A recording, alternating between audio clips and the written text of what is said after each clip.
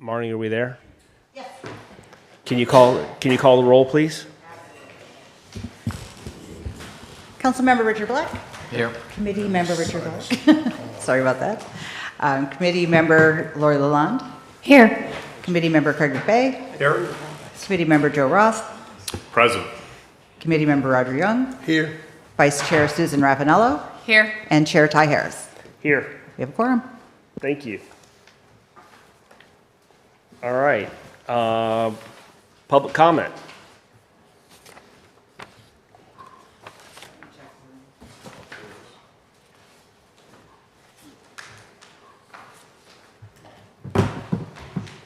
There are no hands raised on Zoom.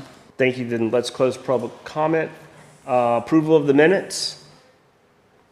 Do I have a motion and a second? Motion approved. Second. Marty, can we call the roll?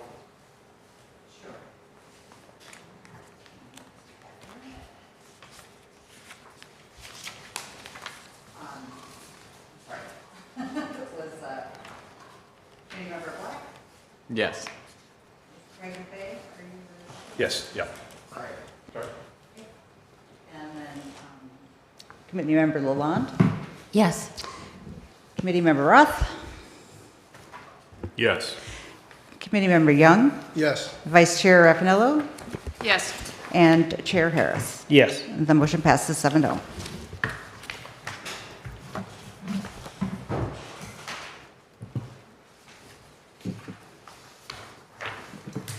Okay. Let's pick up where we left off at the last meeting. Marnie, can you, for people out in TV land, internet land, let us know where we're starting off the conversation tonight? Well, I believe that we are starting. Hi. I believe we're starting with the table from the March 4th meeting about village council meetings. And Jennifer, do you recall exactly where we started? Yeah, I was not here because I was sick that evening, but when I watched back the meeting, that was the item that you guys wanted to table, I believe because you weren't, you were still, wanted John Quick to put together the item whether or not people could pull things off the agenda and how that looked. And I believe he did send you a draft of that language, and you still wanted to talk about that. So I believe that's what was tabled Okay. from that agenda. Do we have John? John is traveling out of the country, but I believe somebody from his office, Jamie Meyer, is on Zoom as well. Jamie, are you available on Zoom? Yes, I am available on Zoom. Thank you, Jennifer. And if you have any questions, please let me know. I'm here to represent as village attorney. Do you have the language in front of you that John drafted? I do have the language in front of me. I believe it was circulated as well. Is there a specific, just because I was not at the other meeting, so I don't want to make any assumptions, is there specific language that you'd like to discuss? I also attached it to your packet, Ty. So if you have the packet, it's, if you Yeah. don't, I have a copy. I confess, I left my packet on my desk after spending 20 minutes printing it out one page at a time. Okay.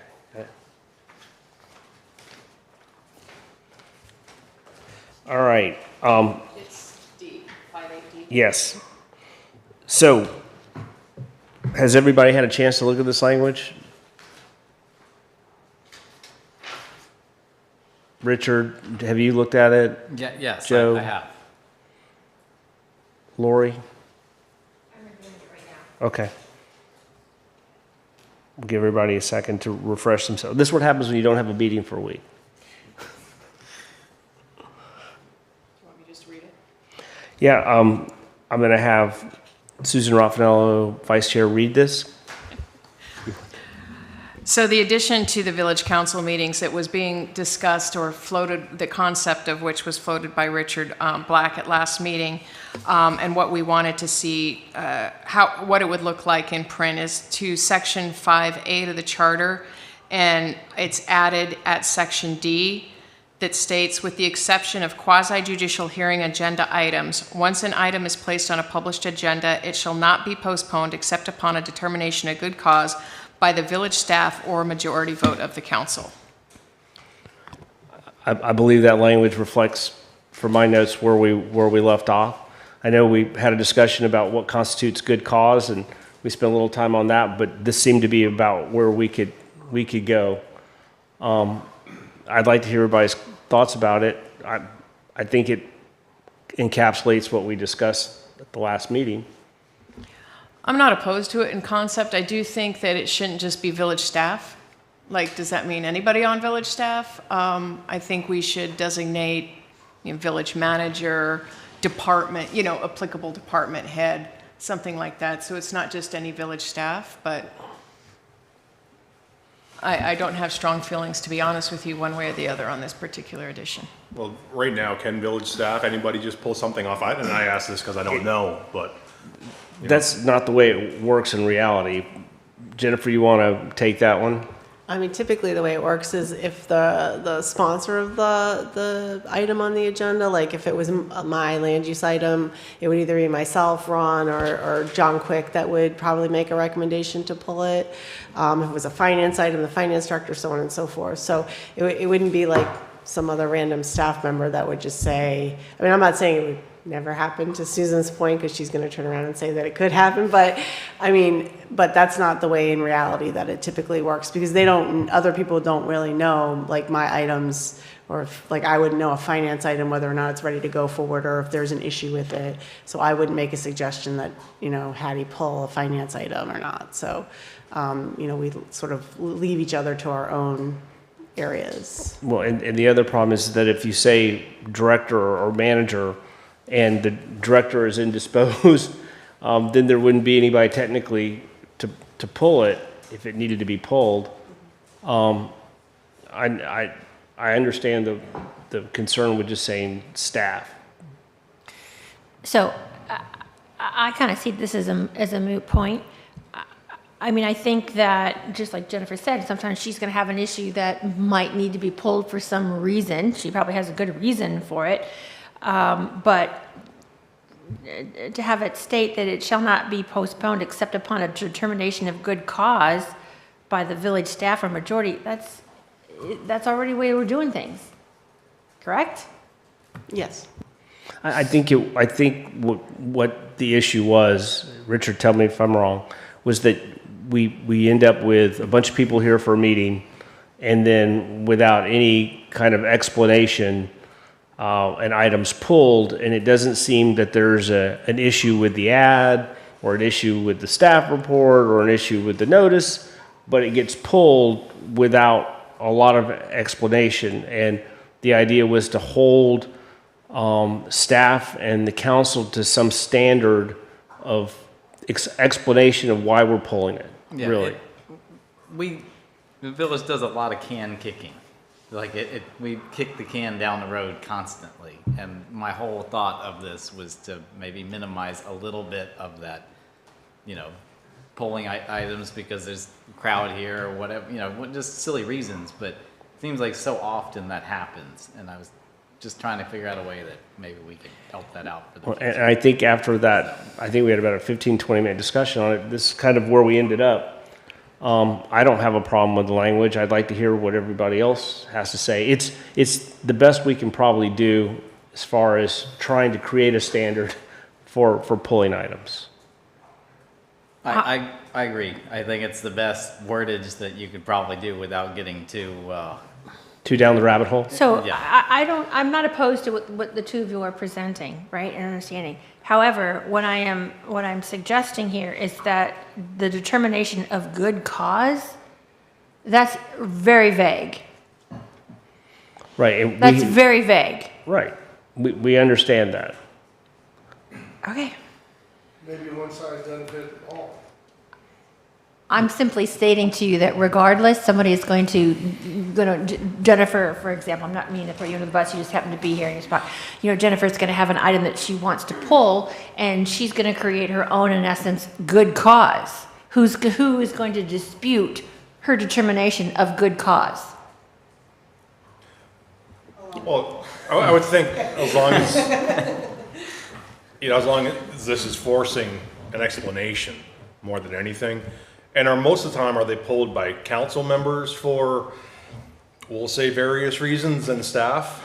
Is that, I don't want anybody to disparage any council members, but is that usually what happens? Council member, for some reason, doesn't want something to go forward and they pull it for various reasons? Remember, I gave that 3-minute dissertation of what used to happen to me at the Miami-Dade County when the plat was in front and the one person was agitated with the developer, so she just kept not showing up, and they just kept pulling it without any explanation. So that's why I was feeling sympathetic for Richard, because I've been in that situation before where an item continuously got pulled without an explanation.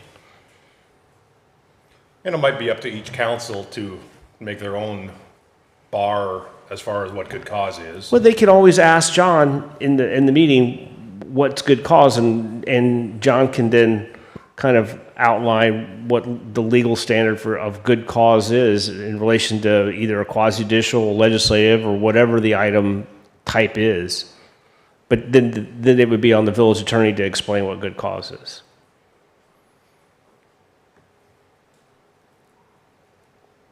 Is there anybody else want to discuss this before I open it up for public comment? Marnie, public comment?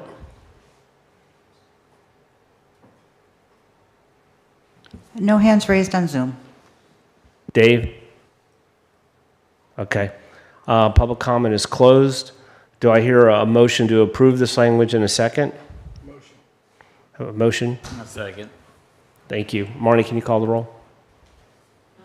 Committee Member Roger Young, Yes. Committee Member Richard Black, Yes. Committee Member Lori Lalonde, No. Committee Member Craig McVeigh, Yes? and Committee Member Joe Roth, Yes. Vice Chair Susan Raffanello, Yes. and Chair Ty Harris. Yes. The motion passes 6-1.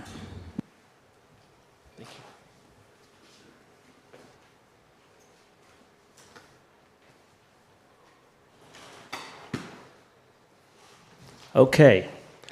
So can you read out item number 2, Marnie, for everybody out in internet world? Before we leave 5.8, and we do not need to discuss this tonight by any stretch, but I didn't want, one of the points that I made, or in our brainstorming session, for lack of a better reason, were certain items that we may want to consider requiring a supermajority vote for, which I think would probably fit into Section 5. But there are other priorities I recognize as we walk through it. I just don't want that to be left off for forevermore.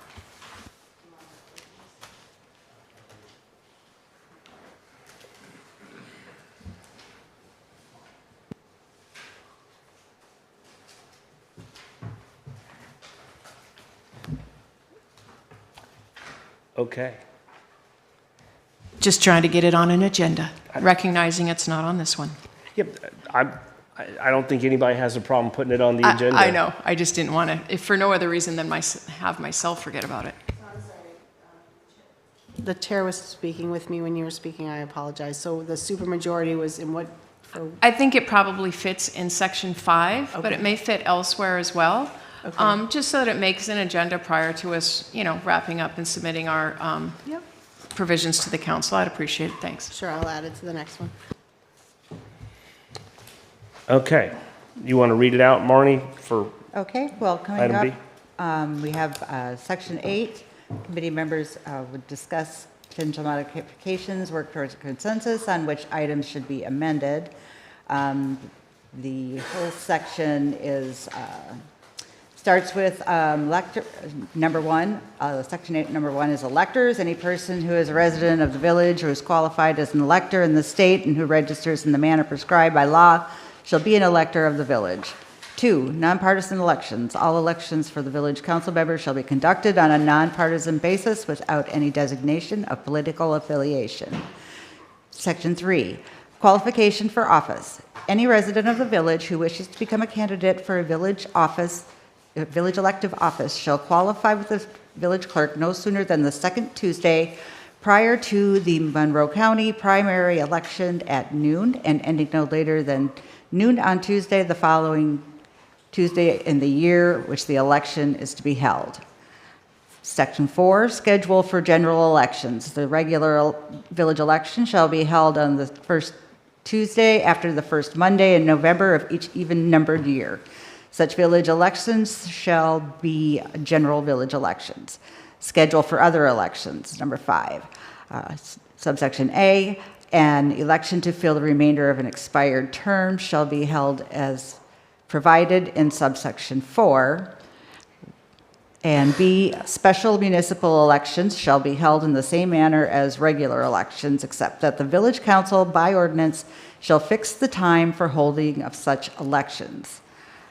Section 6 is determination of election to office. If only one candidate qualifies for a seat, said candidate shall be deemed to be elected to the office for that particular seat. If Marnie, I don't mean to I know. stop. So I'm on a roll. I'm not going to torture you. So I think until we get to 8, 9, if you just want to read out which each section is, like determination of election to office. Oh, okay, sure. I'm not going to torture you like that. All right, yes. So Section 6 is determination of election to office. 7 is village canvassing board. 8 is recall of village council members. 9, initiative and referendum. All right. And that has several one that's- subsections with it. Right. I had a hard stop on 8, sub 9, because that's on our agenda as item C. Did anybody have an issue with the first 8 subsections that Marnie just read out? I think we just need to fix the Scrivener potentially in subsection 5 that refers back to subsection 4, so then Yeah. that it corresponds with section 5, subsection 4. I think that it probably has always meant to be that, but that's not what it states. Does anybody have any comments about that? I agree with you, but this is going to go before the residents to vote on, and so sometimes the Scrivener's errors is maybe not something we want to waste time Well, or space for a voted issue. Understood, but I'm pointing out it does need to be fixed. I'm not sure that it's a Scrivener's error because section 4 does pertain to general elections. However, subsection 5A does not correspond to what our recommendation was with respect to 3-year staggered terms Right. and the unexpired term seat. So it would just be sort of a tag-along necessary fix. Right. All right, that's So it'd be a good subsection catch. 4 and whatever the section that we had something. Right, well, because now that we're going to staggered elections, it's not always going to be the general election. Yeah. Right. There could be a special municipal election, like it suggests there could have been, even though there couldn't have been, historically in subsection B. So it just needs to dovetail up. It's really a John Weissrode issue, I think, Yeah. rather than our recommendation Yep. issue, but I did want to point out that issue. Yeah, 'cause we made it less than half. We created the internal inconsistency. There were a Sort of. lot, sort Yeah. of. There was already internal inconsistencies, but since we're fixing them, let's fix them. Let's fix them. Yep, I agree. I don't think anybody has a problem with that. Okay, so somebody wanted to specifically talk about initiatives and referendums under sub 9. Marnie, whose item was that? I have it as Joe Roth and I think Susan Raffanello.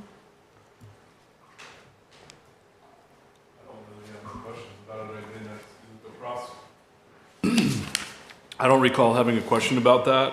I mean, the process is pretty much laid out in the statute, which I believe you have to follow to do that, so I don't know why I would question it. Was it the 9C, the 5 mills, trigger on the referendum? Was that what I think we were looking at? I think that's what we're discussing. I think that was the part we were Yeah, discussing. thinking that was Yeah. maybe a little bit too high.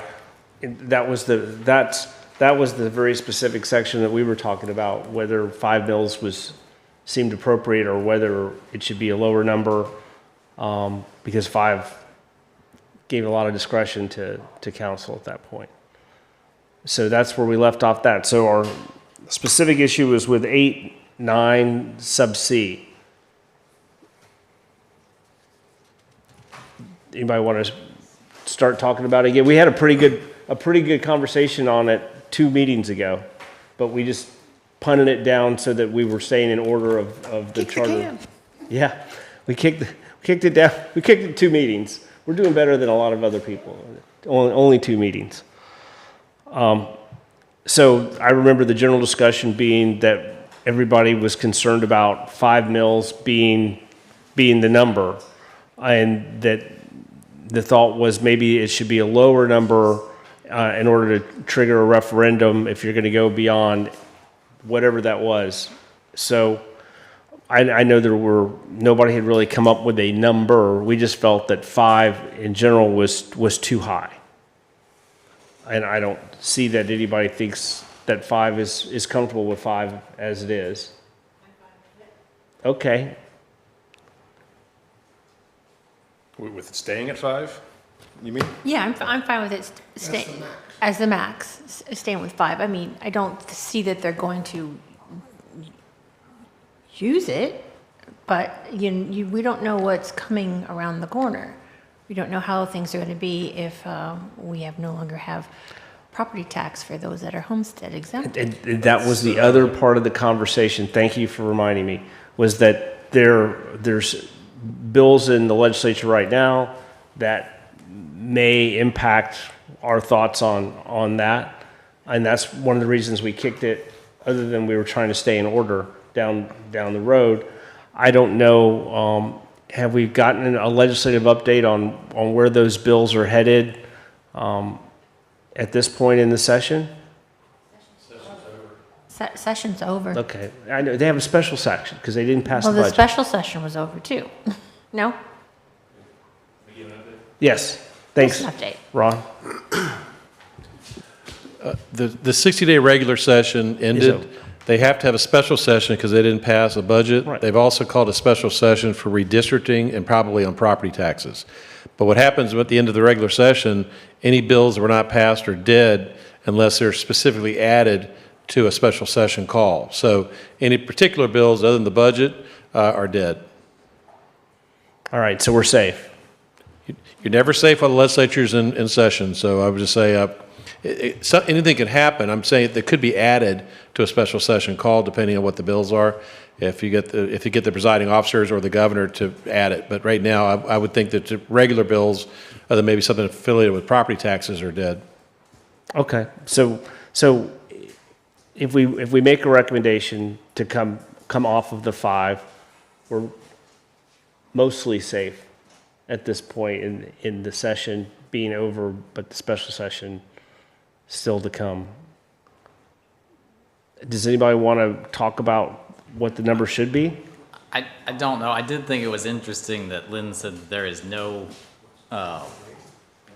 village or anything that where it's, I guess we're very unique for specifying that, which I thought, I mean, might not be unique, but I thought that was kind of an interesting point. And because of that, having that ceiling at 5, I don't like that, but most other places don't have anything, so they can raise it to whatever they want. So that's just me thinking, Right. What we have is still better than what most have. Yeah, Lynn said that it's rare to see this in a charter.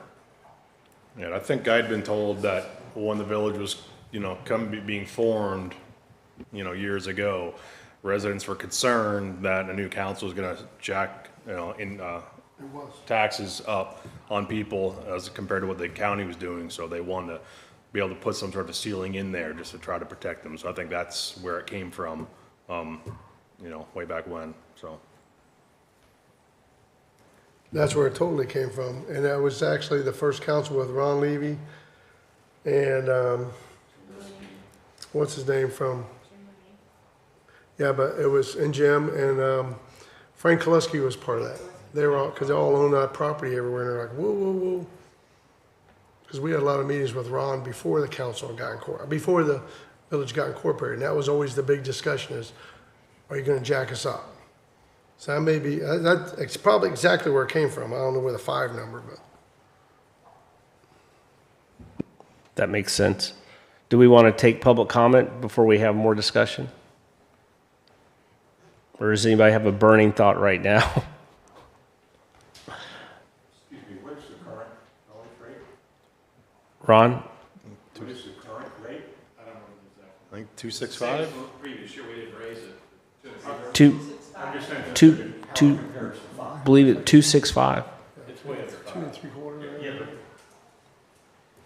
Excuse me, I think that's the point. I mean, if you're at 1 and the statute lets you go up to 5, that's, quintupling your rates. If, that's kind of what's interesting to me is what is the headroom that's there? I mean, can they increase the tax rate by a factor of 5? Well, As a practical we're matter? definitely not without at 1. requiring a referendum? So we're That would seem Joe, outrageous. does that sound right? So I- 265? Yeah, that's what I'd I thought it was say. like two and three quarter, yeah. So I think for me, clarification would come in is, when it says total village tax rate, does that mean what the village levies and what the county levies, or just what the village levies? Because clearly there's a difference between your total millage rate and your village tax rate. Does anybody have more clarity on that than I do? Because I don't, when I read this. Because that's definitely a difference.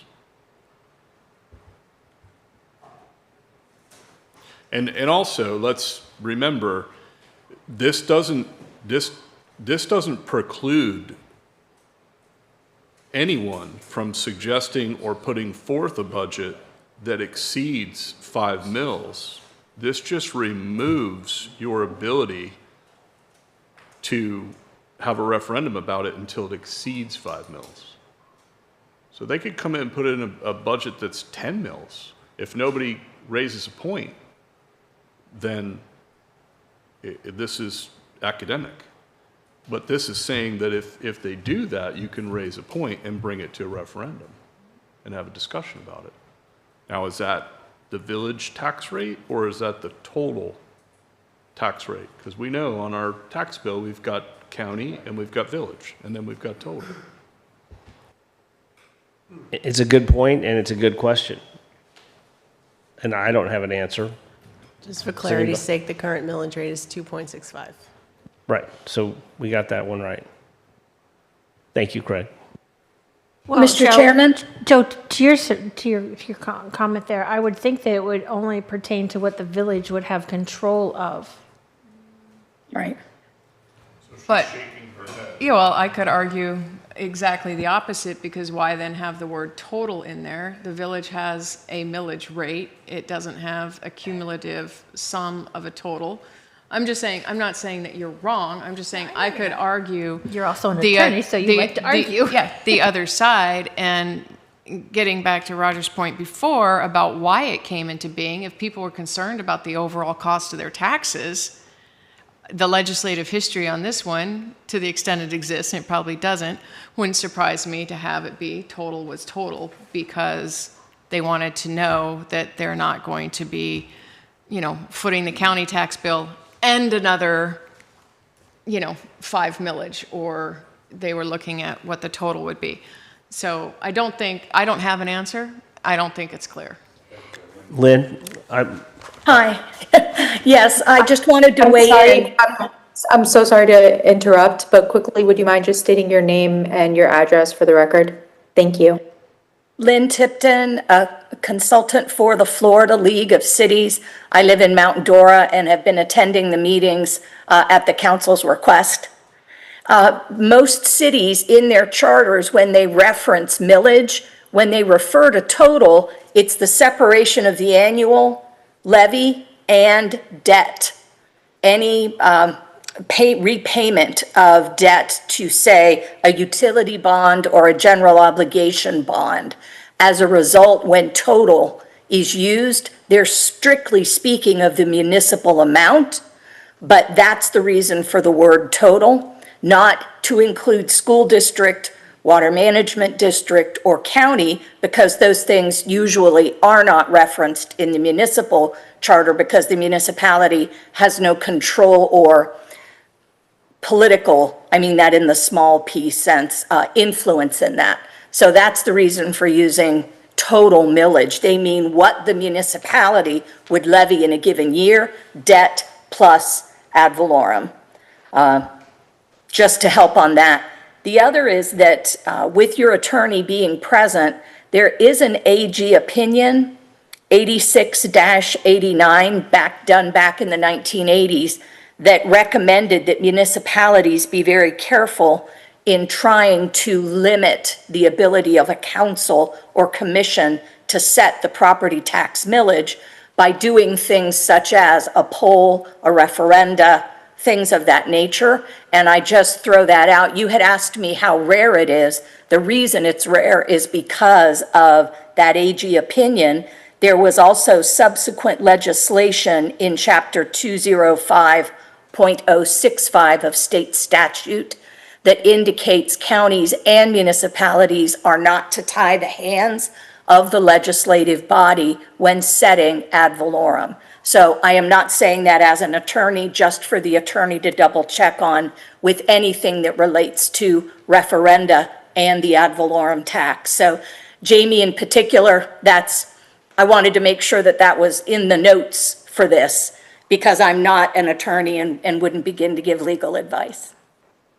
I appreciate it, Ms. Tipton. Thank you. Thank you. That was very I was helpful. going to suggest at the next meeting, we'll come and we can actually flesh out the legal implications of this, but I appreciate that background. Thank you.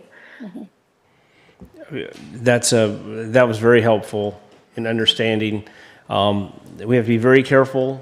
We don't want to bind the council's hands, although I know we're all concerned about that 5 mils. Well, most of us are concerned about the 5 mils without having a referendum. Well, I think this really binds, though, the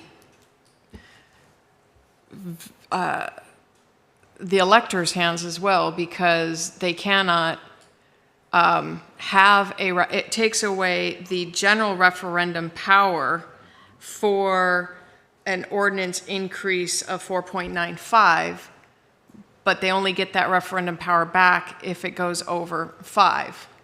So I think that while it doesn't, we need to be careful of tying the village council's hands. We need to be careful about tying the electors' hands as well. And if they could otherwise seek to have a referendum for any reason, this really limits the electors more than the village council. That said, maybe this is the balance that was struck back then, and We should leave it alone.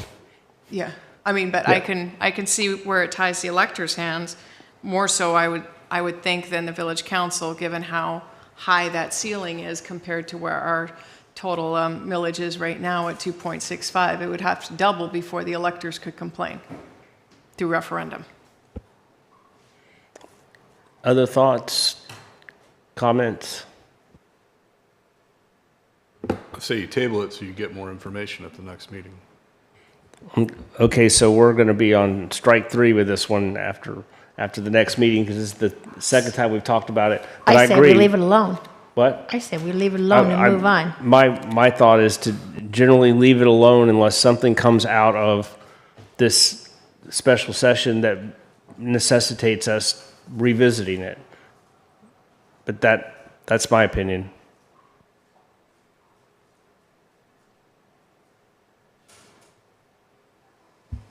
Yeah, I'm fine with that.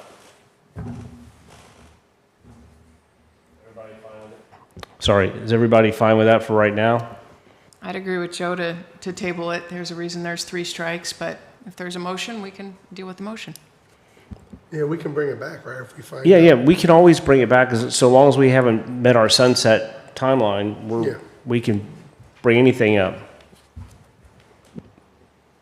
So yeah, let's just table this. Do we need a motion to table it, or is it good enough that you've got a show of heads bobbing? I think that's sufficient direction for us. Thank you.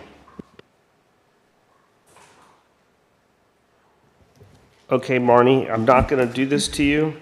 Roger, I just have one request. As our resident and Craig, historians here on this particular issue, it sounds like, if you can find out what the thought process was with respect to this particular item.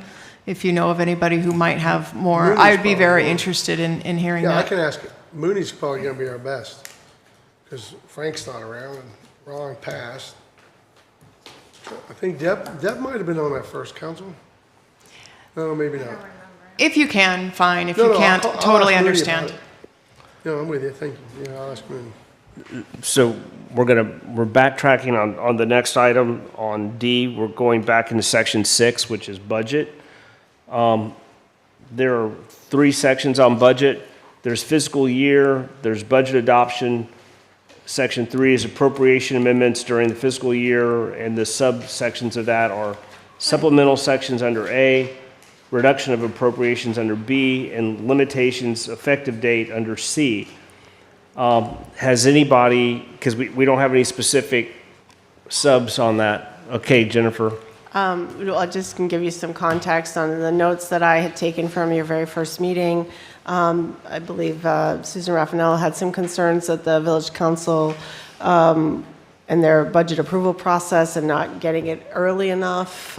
So I think there was some timing issues, and I think that was, and I think there was some recommendation that proposing that the village staff do a budget 90 days prior to fiscal year end or something along those lines. So I think that's why I put that in there. Okay, all right. Susan, you're up. The general sense is that we have historically seen sort of a rushed approval process for whatever budget is provided. And I have heard more than one council over the years say, well, we are required to approve a budget, so we'll just approve this one now, and we can always decrease it later. But once a budget's approved at a certain level, typically inertia takes over, and that's the budget. And we have seen the budget go, up and up and up to keep, because the village has been collecting more, because thankfully property values have been going up, so they collect more, and it's keeping pace. I think to have the public be able to provide some real legitimate input into the process, it should be proposed sooner than, 30 days now? Prior to when it actually has to be adopted. I'd like to hear, this is one where I'd like to hear from staff a little bit on what the process takes and what kind of hardships would making that a longer lag time create, if any at all. Ron, do you have anything on the budget timeline?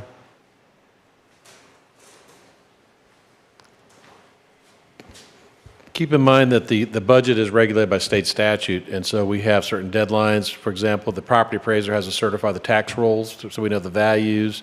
We have to look at other jurisdictions, so we don't have a lot of flexibility as far as the schedule goes. So it's based on, a lot of it's based on state statute and what other bodies like the property appraiser does.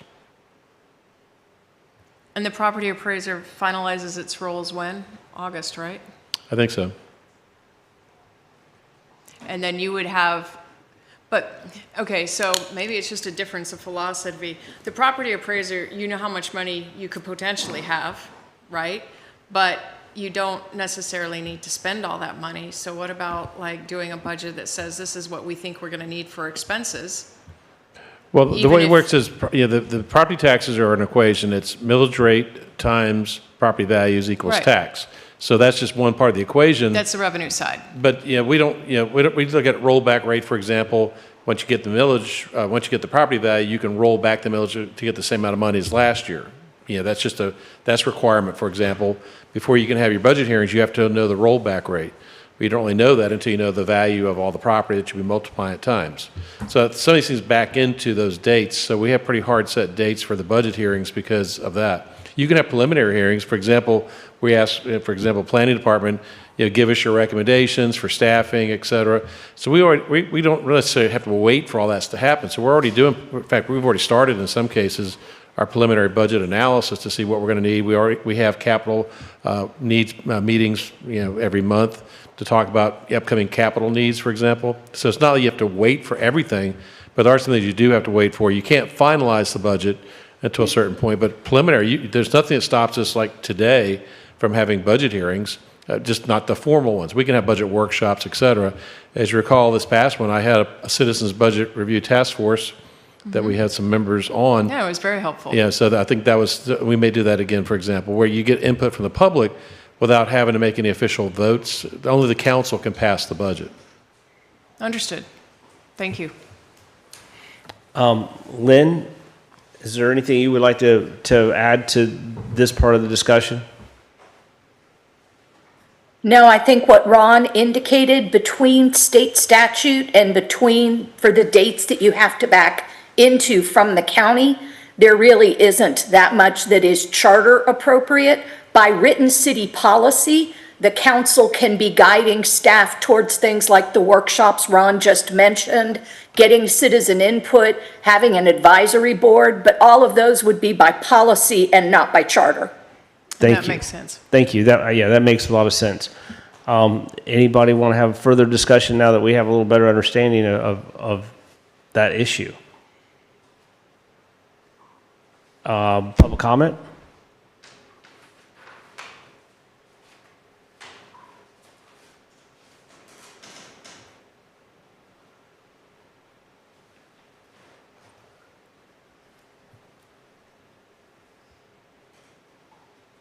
No one on Zoom, thank you. Thank you. Public comment's closed. Let's move on to the next item. And this, I think, was also a Susan Raffanello item. This was whether or not the attorney should be a charter officer. All right, now for those that are following along at home, we are now going into section 11, section 7, sub 4, village attorney as charter officer, which is E on our agenda package. Okay. Susan, this is yours. Sure. I don't think it's appropriate that, right now we have basically two real charter officers, right? We have the village manager and the village attorney. Both of those individuals are the only two individuals within the village that report directly to council as opposed through the manager. To suggest that one of those positions can be fulfilled on a full-time basis, not an interim period for up to a certain amount of time until the charter position can be filled by an actual employee of the city, by a law firm such as Weiss Serota, who's filling that role now, with all of the powers and the obligations that go with being village attorney. I don't think it's appropriate to have a charter office basically be farmed out to a contractor.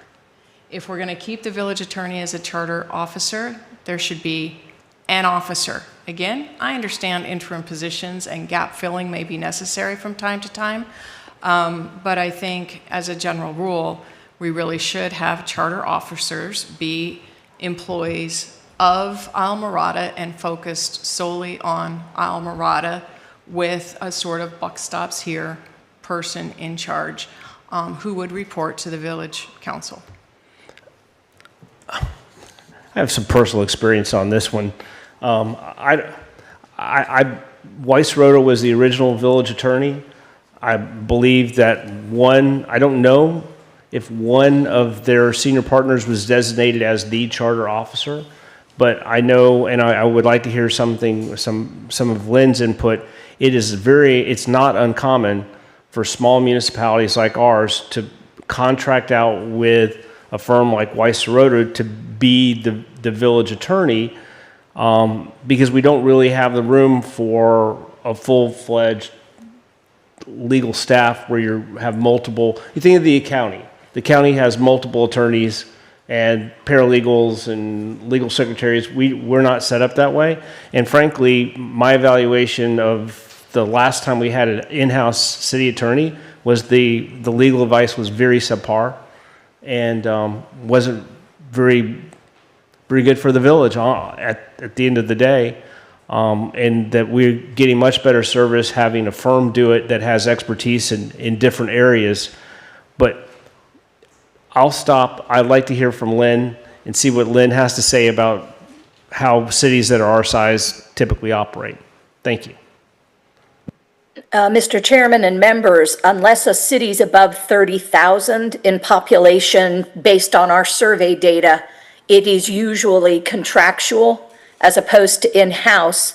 And between 30,000 and about 100,000, it depends on whether the city is growing and has a lot of development-related legal work in front of it, as to whether that person is with a firm and rotates within the members of that firm, or is an actual municipal employee. So for cities your size, the vast majority are contractual. The history of it being a charter officer really goes back to Teddy Roosevelt's work in the 1890s with New York City and the notion of a model city charter. Their hope was to indicate a need for the legal position to be absolute for any municipality, and this was a national working group that worked on this. As a result, the National Civic League has promoted this in the Model City Charter since about 1900, that the attorney, whether it is council manager or not, the manager, and then in some charters, the clerk is even separate when the clerk is not under the manager. That is the third charter officer. That's the tradition. And again, it was the importance of showing the role itself. But within the form of government today, you typically see, if it's council manager, the manager, and in all municipal charters, in my working years, the attorney has been a charter officer, whether that person was employed or via a law firm or via a letter of agreement with a local attorney. And I would imagine that other attorneys can weigh in on this based on their experience, not necessarily just Weiss Serota, but if you wanted to check with other firms, it's definitely been my practice the whole time I've been doing municipal charter reviews. Thank you for your input. Susan, I know you have some comments. Just a follow-up question, really. For those cities that are comparably sized to Islamorada, what is the annual, taking away litigation, because I understand that lawsuits can have vagaries to it, but what is the standard budget and amount that is spent on an outside firm for a city of our size on average? I don't have that data handy. I know we have surveyed legal expenses in the past, and I can check with our staff on that survey data. The hard part, though, is really based on growth versus built out. At roughly your population for areas that are built out, unless they're actively being sued, there tends to be less legal work than those that are actively working through growth-related land use approvals, changes to a comprehensive plan, and the regular approval in the permitting process for attorneys that are reviewing it. So I don't know that you're going to find a set average or number that would give definite meaning. It might be more helpful to break out those that are in a growth area versus not a growth area, and I would defer to Jamie for her experience with that as well. Well, I don't know that we're necessarily in a growth area. We've been established for 20 years. I know that we are going through a comp plan now for the first time in 20 years, a comprehensive review of it. But I was looking more for historical data for the average year, understanding there can be vagaries on a year-to-year basis for it. For example, this year, I would expect to see more than I would have, 5 years ago, for example, or 4 years ago. For the average attorney expenditures. But some of that goes to Ty's point of, quality Of legal services. costs of legal services. And having the right person be in-house counsel is, I think, critical to the equation. Because it can be fabulous or it can be subpar, as Ty was expressing his experience was previously with Islamorada. But I do think that $1 million a year, year after year, gets a little tiresome to the taxpayers when very good, competent municipal attorneys can do a lot of the work that's being farmed outside, be the charter office, and also have the ability to hire, counsel and outside counsel to assist in specialized areas. you know, I just view it as like a corporation. That's how most of my clients have general counsel, and they still hire us because they can't do it all, but it certainly limits and puts somebody focused on managing the attorney time and the bills, rather than a 5-person council, which, you know, nobody on a team of 5 is going to, and with sunshine law handcuffs, be good at managing that. So, everybody understands that the reason that this is a charter position is that if it was not, then the attorney would answer to the manager. The idea with the clerk either being a charter or not being a charter, the manager being a charter, and the village attorney being a charter is their boss, is the 5 folks that are sitting up here. And so Ron doesn't answer to John Quick, who is our acting interim village attorney, and John Quick provides his legal opinion, and he is not subject to the manager's office. It's a checks and balances. That's how it's supposed to operate. I mean, I don't have any problem keeping that form of charter officer. And the other thing about, by the way, with the charter officer is once a charter officer leaves the employment of the municipality, they have a 2-year ban from being able to conduct certain types of businesses within that municipality. That's state statute. So it's important, I think, to keep that as a charter position. The discussion of whether you're getting the most bang for your buck with Weiss Rhoda or any other firm, my experience has been as we get more mature, we're an area of critical state concern, having somebody sit in-house is, they cannot have, there's no human way possible they could have the expertise. The days of the generalist attorney for a local government have kind of gone. They're usually experts in sunshine law and running a meeting and putting ordinances together, but there are so many other areas that touch on where they end up having to farm out work, which is what we had in the previous, with the previous setup. You had an in-house attorney, but he was farming most of the work out to other law firms because he wasn't an expert in those areas. It was a full-time job just putting together the agenda packages, reviewing all of the items, making sure the ordinances and resolutions were correct. I mean, that's pretty much what he ended up spending most of his time doing, and not really doing what you would consider legal work. Okay, so what you're really saying is that we should just leave this as it is? I think we should leave it just like it is. The discussion of whether you have the right firm or the right person in there, that's not for us. I think Okay. what we're looking at is the structure. All right, That's just then me. let's move on. Is there anybody else that has a comment about this? Anybody in the public? Let's open up public comment. No hands raised on Zoom. Okay, hearing no more discussion, let's move on to the next item, which is item F, review and discussion of Islamorada Village Charter Section 11, Sub 3, which is height restrictions. Honestly, do we even have to have a discussion on this? I mean, here's the thing. Does it belong in a charter versus a comprehensive plan? Normally, I think you would find in most places, not all, that it would be in the comprehensive plan. But it's in our charter.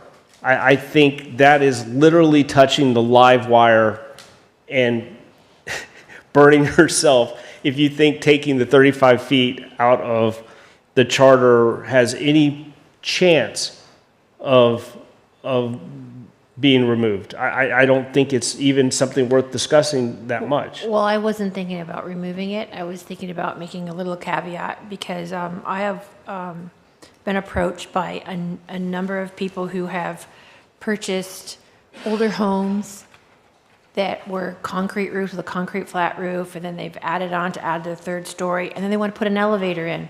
And the elevator can't go all the way up to the sun deck because it exceeds the height restriction. See, I think we could deal with that with a comp plan or a land development code provision talking about, Not if it's going to have this, that it cannot exceed 35 feet.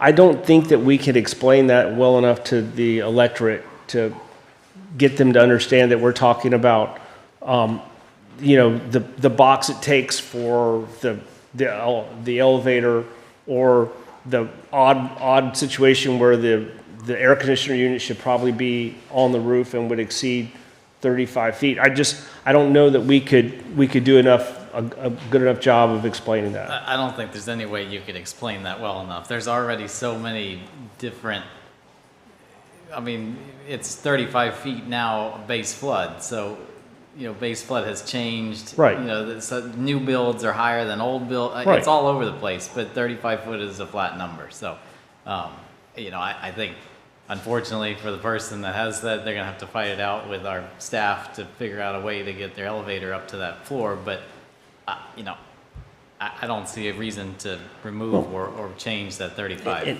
And I will tell you this, if you were really to get, I will always be a champion of affordable housing. If you were really serious about affordable housing, where the cost of construction goes down is as you build up. So you're never going to get a fourth floor or anything with the height limitations that we have. But that's just the way it's going to be. I don't see that coming out of the charter, even for a discussion of affordable housing. I don't see that happening. So I don't know that we should spend a lot of time on that and take the public diversion that we will undoubtedly be subject to if we recommend taking the 35 feet out of the charter. Any discussion? Were you here when Daryl Gwynn got his variance? They gave did you ever share him? I was not here for that. Daryl Gwynn, the drag racer, got paralyzed, quadriplegic, down in Port Antigua, and they gave him a variance to come up. I think it was 2 or 3 feet. There's been a number of variances given over the years Yeah. for height stuff. So. Well, our code says that there are no variances to height. There are certain things that our code absolutely forbids, and a height variance is one of them. A use variance is another. So, should there be a asterisk to a deal with ADA situations? I think that there's some interesting legal research that could be done on whether federal ADA requirements trump the village charter. I think there might be some interesting conversations about that. Wouldn't it be in the definition of structure? I mean, if you have a house that is 35 feet, and you need an additional 8 feet, I'm just making up numbers, for the elevator access, and it's just going to enclose the elevator, it's almost like having an air conditioning unit on top of your home. There's certain utility aspects that are not necessarily considered structure. This is, for a structure in the village, 35 feet. I mean, if it got too big, then yes, it becomes part of the structure, but I don't think anybody would argue that, an air conditioning unit on a roof is a structure. What do you say about that, Jen?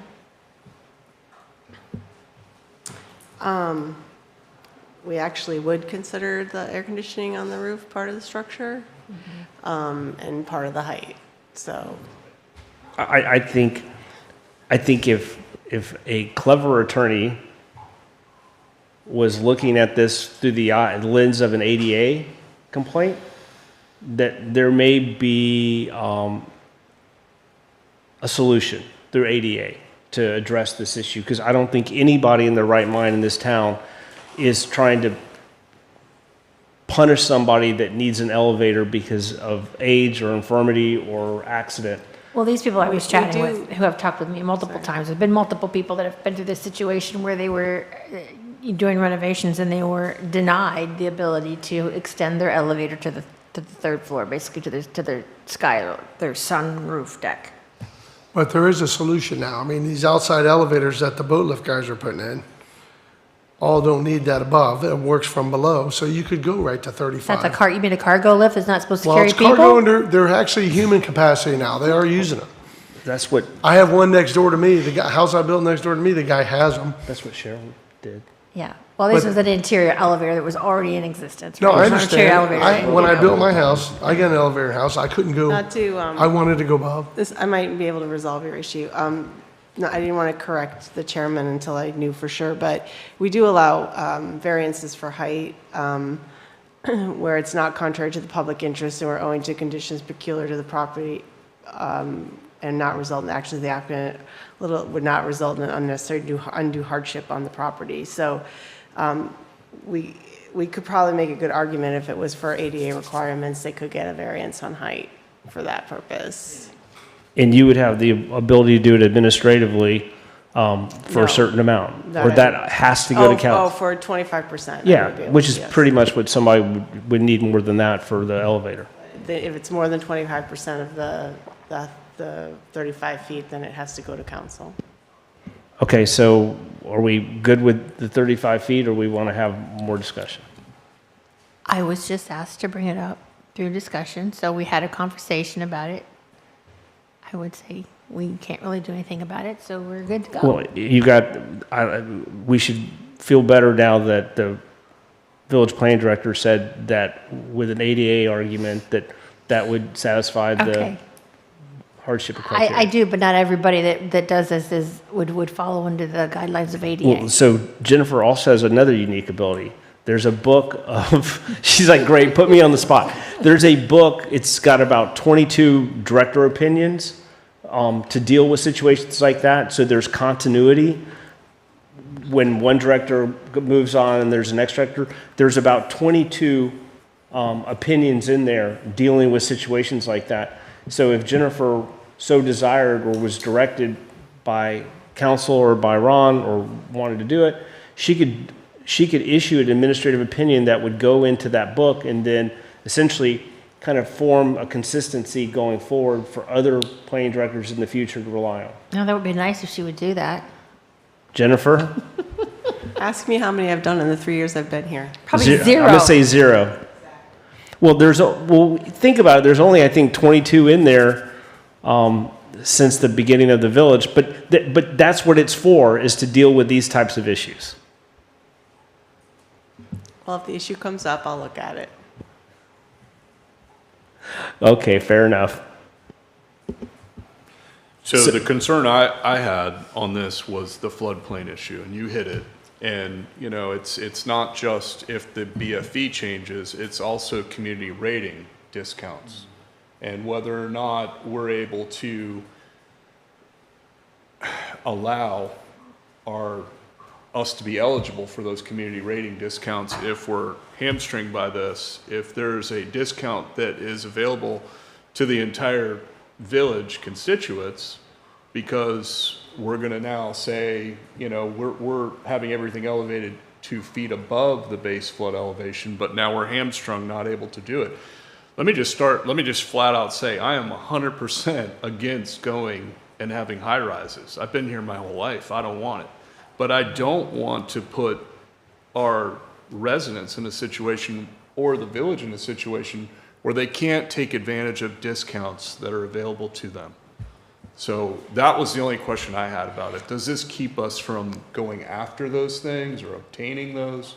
That would be the concern. So, you know, Sheila Dencourt, our chief building official, is also our floodplain manager. And in 2018, we made some additions to the code on how you calculate height to account for the changes from FEMA. So, because her number one goal as floodplain manager is to reduce our rating so that we get the best flood insurance rates we can get. She's constantly looking at that. And by making a change to the code that allows 3 different ways of calculating height, we were able to accommodate the changes that FEMA was forcing.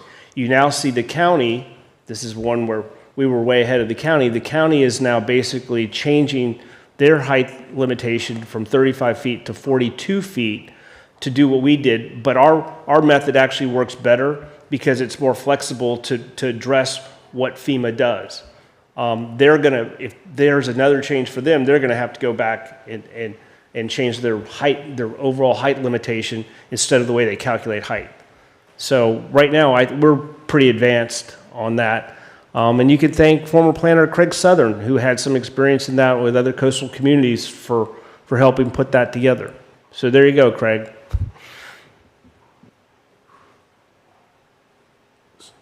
So you're saying they use 3 different ways? You have 3 options in our code thought for how ours you was calculate height. Because I texted Anna about it. She's floodplain.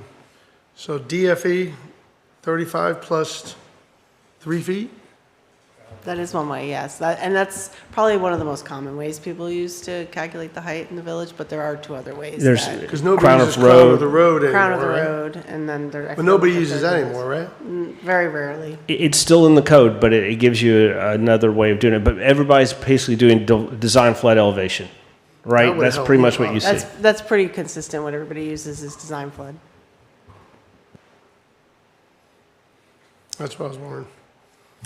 I was asking the floodplain And manager. I think there was some people that have come and say like, how can these new houses be so big? But I think that's some confusion that some of our residents have, is how this is calculated on.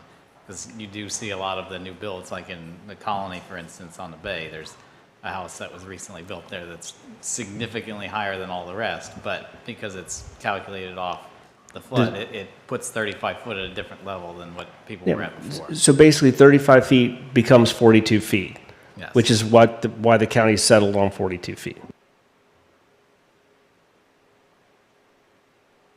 It doesn't add to your living area, it just gets you higher up. I was just saying that in case people are listening, just so they have an answer. Public comment? No hands raised on Zoom. Dave? Manager? Okay, let's move on to the next item on our agenda. This one was on, I think Roger's item was precincts. I don't know what the specific request was. Oh, yes. This is when we had a long discussion in our first meeting about whether the village should be divided into precincts so that we had a seat that, a lower mat seat, for instance, a Winley Key seat, if you went by islands. And then we had a pretty long discussion about it, and we decided to kind of table it because everybody was brain dead by the time we finished discussing it. But I thought at the end of that discussion, the general consensus, and I'm more than happy to talk about it some more, was that we were just going to have open elections, and then we started to kind of focus more on what happens if somebody leaves office in a certain amount of time. So our conversation and our concern about representation kind of switched into that direction of what do we do when people don't stay in office. And we had, a very good discussion, I think some good ideas about that. And then we kind of left the precinct alone, even though I know Joe was pretty concerned about having that discussion. So with that being said, since we've had this tabled for 3 or 4 weeks now, does anybody else do we want to talk about precincts again, or are we good where we're at?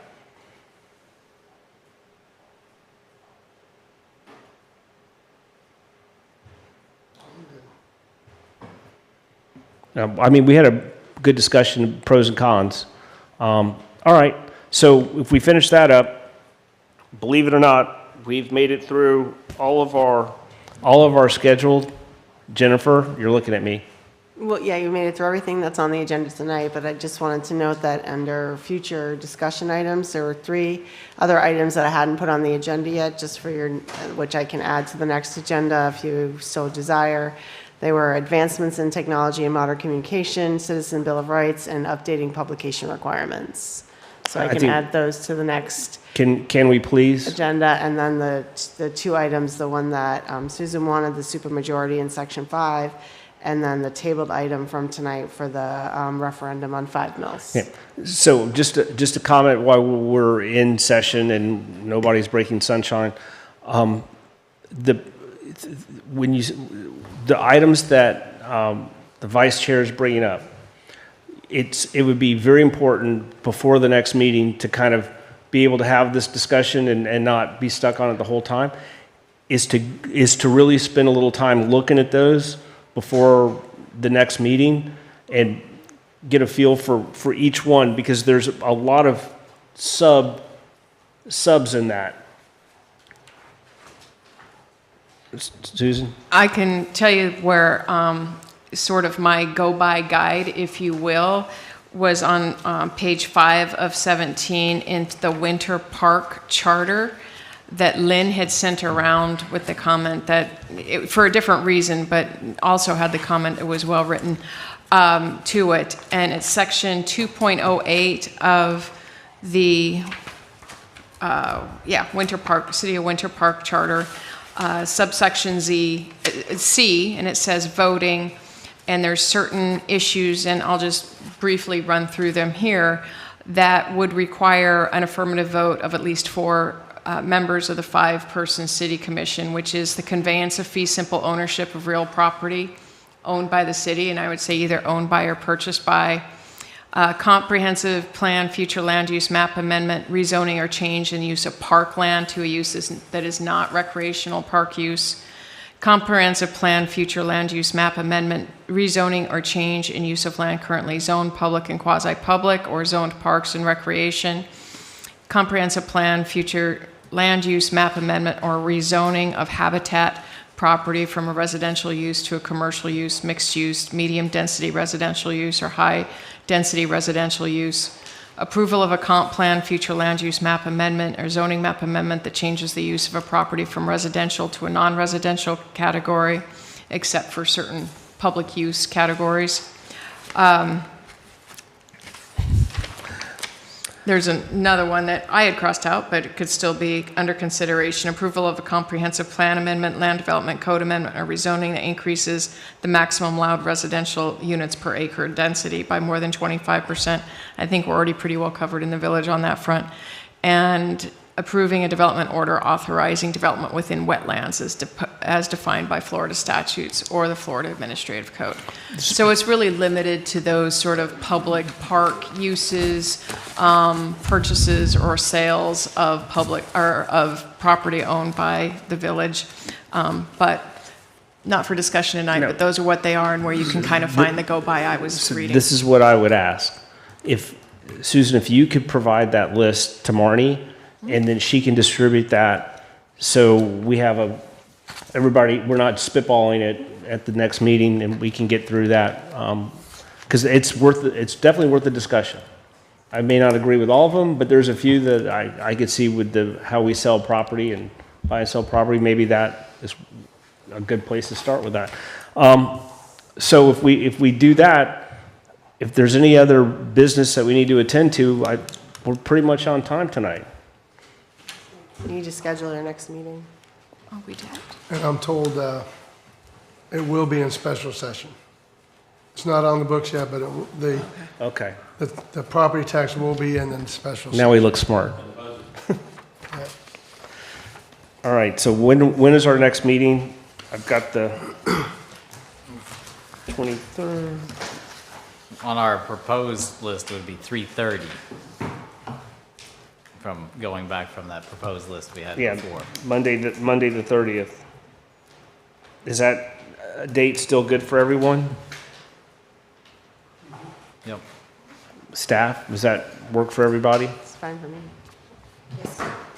Okay. So do I have a motion to adjourn? So moved. Second. Thank you. Meeting's adjourned.